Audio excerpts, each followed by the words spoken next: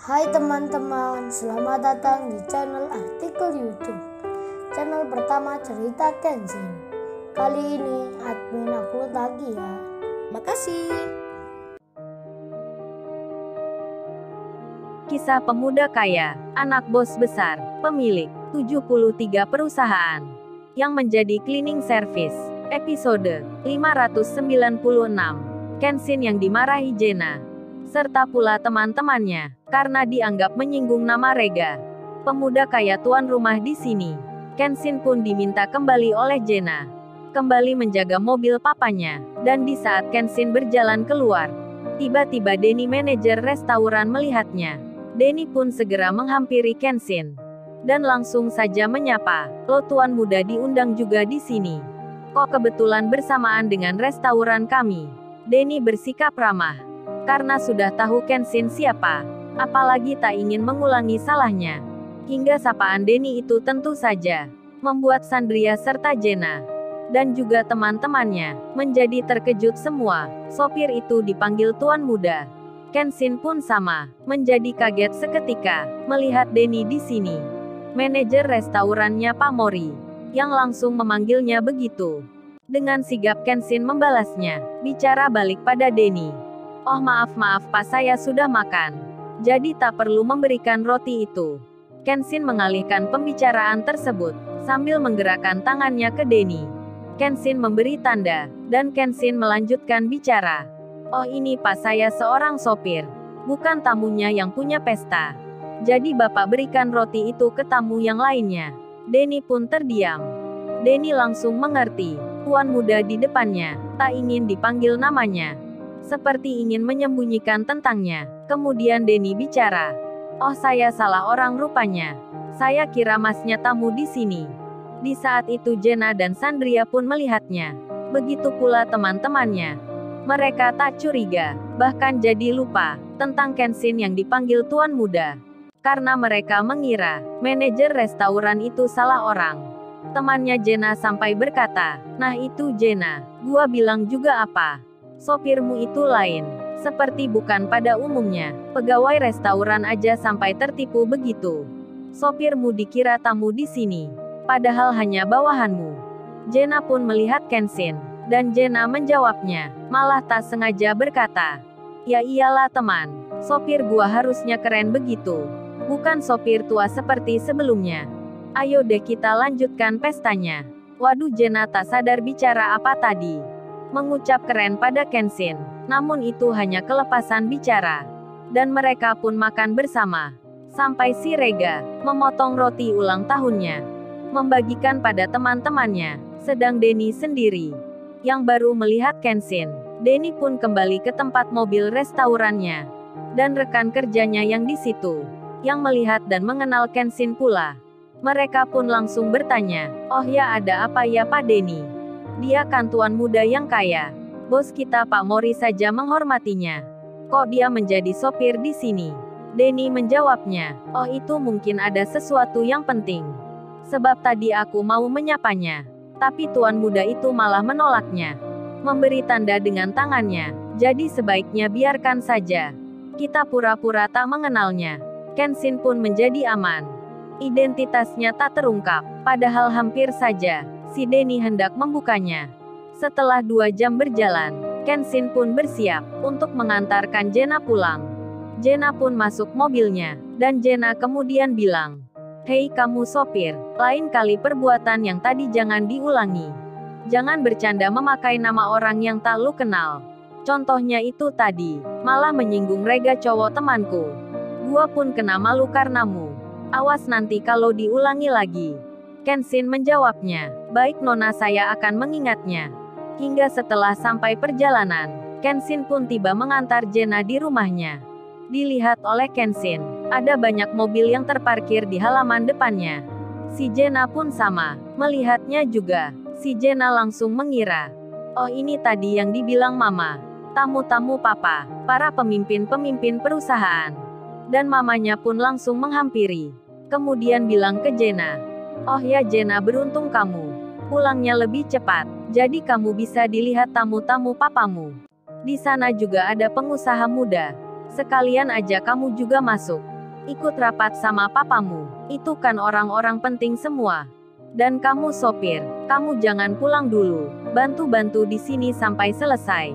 Ini bawakan kotak yang berisi layar.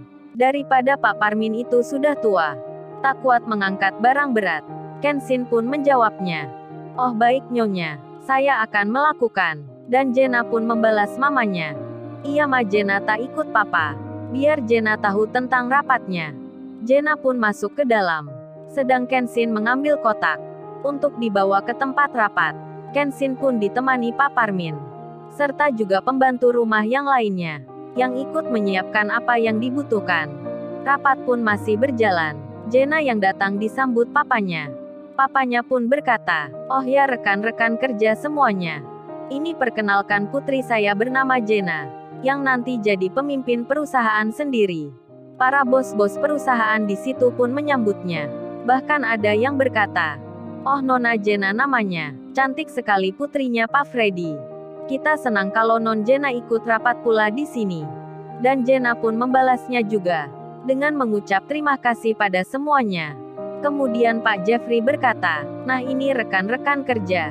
Layar besarnya sudah datang. Biar jelas kita pakai yang ini. Kenshin pun masuk ruangan itu, bersama dengan pekerja rumah ini.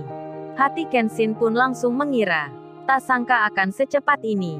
Penyamarannya akan membuahkan hasil. Kenshin pun memasang layar itu, ditaruh di bagian depan sendiri. Kemudian Kenshin berdiri di samping pojokan. Anehnya, para bos-bos perusahaan tersebut, tak satu pun yang mengenal Kenshin. Mungkin mereka tak sempat berpikir, karena masing-masing orang sedang sibuk dengan laptopnya, hingga Kenshin akan ikut menyimaknya. Beruntungnya Kenshin tak disuruh keluar, karena dianggap pembantu yang tak tahu apa-apa. Jenna pun sempat melihat Kenshin, dan Jenna belum curiga. Hingga salah satu pembicara rapat tersebut berkata, oh ya semuanya, mari kita lihat denah lahan ini. Ini adalah tanah-tanah yang nanti kita akan bangun proyek di situ. Dan saat ini masih ditempati warga. Tapi itu bukan hal yang sulit. Mereka akan kita pindahkan semua. Karena memang lahan itu tak ada suratnya. Apalagi semenjak 10 tahun yang lalu. Bos besar kita sudah membelinya. Punya hak resmi atas tanahnya. Dan mungkin 1 bulan ke depan, para warga di situ harus angkat kakinya. Sekarang sudah mulai dilakukan. Kenshin melihat gambarnya, melihat pula denahnya, sebuah tempat yang ada penghuninya. Tak sedikit pula jumlahnya, berencana akan diusir paksa. Dan Kenshin pun mendengar pula, ada bos besar lainnya. Selain dari ayahnya, yang menjadi atasan di sini. Kenshin pun belum pernah melihatnya. Tapi Kenshin sudah merasa, orang-orang di sini nantinya akan mengerjakan proyek yang tak baik, dengan mengusir para warga secara paksa. Jadinya Kenshin pun menemukan masalah yang besar. Penyamarannya tak hanya ingin menyelidiki Pak Jeffrey, tapi Kenshin ingin tahu tentang rencana sebenarnya. Kenshin pun masih menyimaknya, mencari tahu lebih jelasnya. Hingga Pak Jeffrey papanya Jenna ditanya, oh ya Pak Jeffrey, apa Pak Jeffrey ini sudah siap untuk mengeluarkan dana yang besar, berinvestasi di proyek ini? Pasti hasilnya akan berlipat-lipat. Kalau Pak Jeffrey tak punya cukup dananya, kan bisa diambilkan uangnya dari perusahaan Pak Jeffrey bekerja saat ini. Toh kalau nanti ketahuan, kita akan berdiri di depan Pak Jeffrey. Pak Jeffrey tak usah khawatir. Kalaupun sampai dipecat kerja, Pak Jeffrey juga sudah punya perusahaan sendiri. Jadi mainkan saja seperti biasanya. Tak mengapa kalau harus menimbulkan curiga. Itu bisa dicarikan alasan. Pak Jeffrey pun mengiyakan.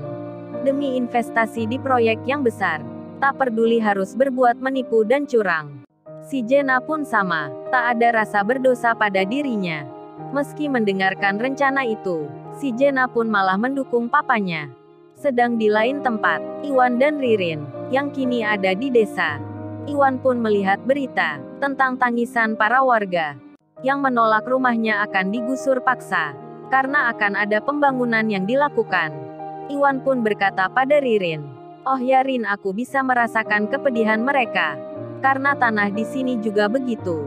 Tanah leluhur kami pernah juga akan diambil paksa. Beruntungnya aku mengenal Kenshin. Hingga selamatlah tanah desa ini. Ririn pun menjawabnya. Iya Mas Iwan, aku juga tahu itu. Aku kan ikut ke sini pula. Dan Kenshin sendiri akhirnya jadi mengerti mengapa perusahaan tantenya Rena mengalami kemunduran kerja. Sebab Pak Jeffrey ini memakai uang perusahaan untuk keperluan di lain tempat, serta untuk perusahaan miliknya sendiri. Kenshin sudah mendapatkan informasinya lebih cepat dari yang dibayangkan. Kemudian di tengah Kenshin berpikir begitu, Kenshin dipanggil Pak Jeffrey. Hei kamu, jangan berdiri saja. Cepat rapikan kabel di depan ini. Menghalangi pandangan kita. Kenshin pun maju ke depan.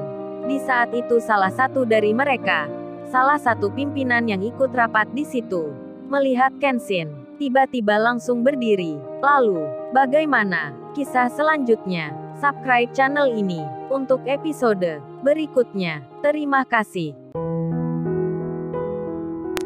Jangan lupa ya guys, untuk kelanjutan ceritanya ada di YouTube. Jangan lupa subscribe ya guys, dan tekan notifikasinya.